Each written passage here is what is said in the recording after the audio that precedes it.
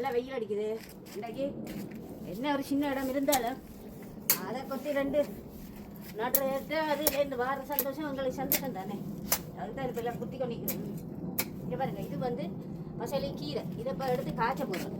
இப்போ அதுக்கு பிறகு மிச்சத்தை வெட்டுவோம். இதெல்லாத்தையும் எடுத்து எறிஞ்சிட்டு பிறகு வெட்டணும்.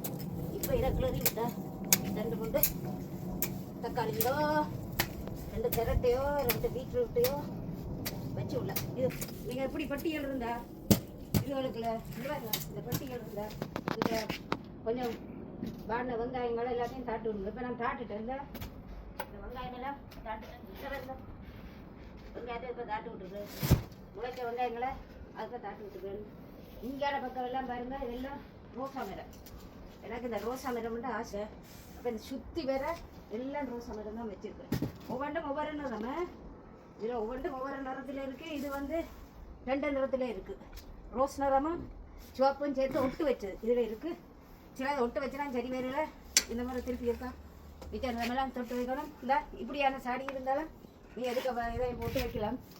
இதில் கரெக்ட் போட்டது இருந்தது, அதை போட்டு வச்சுருக்கணும்.